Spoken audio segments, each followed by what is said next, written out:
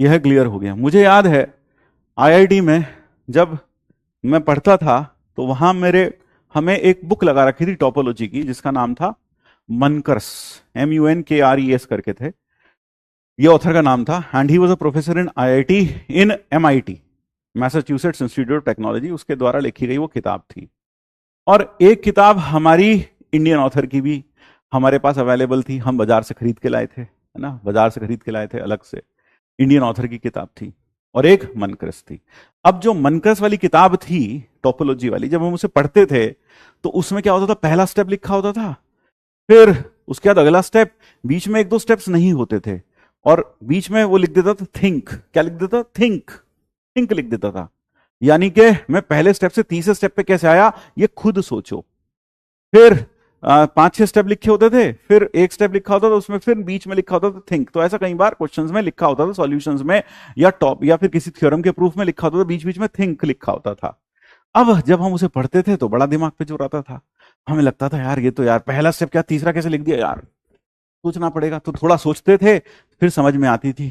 तो इस तरह से एक थ्योरम को जब हम पढ़ते थे तो उसको पढ़ने में हमें थोड़ा, मान लो 15 मिनट लग गए या 20 मिनट लग गए।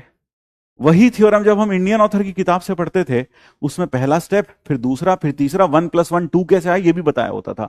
तो जब हम सबसे लास्ट तक पहुंचते थे 10 मिनट में पूरी थ्योरम समझ में आ जाती थी, बहुत अच्छा लगता था हमको। तो हम किससे पढ़ते थे? इंडियन ऑथर की किताब से ज्यादा पढ़ते थे। ठीक है, वो मनकर्स हमने साइड में कर दी थी।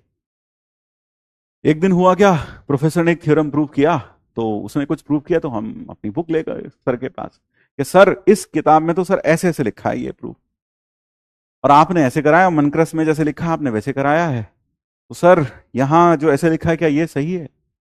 आप मानोगे क्या किया उन्होंने? उन्होंने मेरी किताब उठाई और डस्टबिन में फेंक दी। उन्होंने मेरी किताब उठाई और डस्टबिन में फेंक दी, अपने केबिन में। हाँ, अपने केबिन में, हाँ डस्टबिन में फेंक दी उन्होंने। अब मैंने कहा सर आपने तो किताब डस्टबिन में फेंक दी, ये क्या कर दिया आपने? सर मेरी तो 500 रुपए की किताब थी। उन्होंने एक ही बात बोली, he was a professor from TIFR, Tata institute of fundamental research, वहां से थे वो प्रोफेसर। बोले my boy, this book will make you mentally handicapped. तुम्हें दिख रहा है यहां आसानी से समझ में आ गया, 15 के इसने 25 के 25 स्टेप लिख दिए, तुम्हें कुछ सोचना ही नहीं पड़ा अपने दिमाग से। This will make you mentally handicapped, it will never let you think on your own, whereas the book that we have recommended in IIT, it will help you to become self dependent, to develop your own thinking. तो बेटा कल को जब तुम कोई वहां concept आएगा exam में, जब हमारा सेमेस्टर एग्जाम होगा, वहीं क्वेश्चन आएगा, तो वहां तुम क्या होगा, अपनी इंडिपेंडेंट थिंकिंग से आगे बढ़ोगे। तो अब ये तुम्हारे ऊपर है कि तुम्हें करना क्या है, कि तुम्हें करना क्या है। तो वह जो ऑथर था वो हमारी थिंकिंग को क्या कर रहा था, उसने एक एक स्टेप खोल खोल के लिखा था, एक एक स्टेप। मुझे लगा था वाह क्या मस्त ऑथर है, ये तो बकवास है बिल्कुल, कहने को MIT में पढ़ा बकवास है भाई, ये इंडियन वाला तो बहुत ही बढ़िया है, इसमें तो एक एक चीज लिख रखी खोल खोल के, मजा आ रहा है इसे पढ़ने में। तो मेरे ख्याल से आपको समझ में आना चाहिए, आपको समझ में आना चाहिए कि क्या डिफरेंस है, क्या डिफरेंस है। बात समझ में आई? यह बात क्लियर हुई?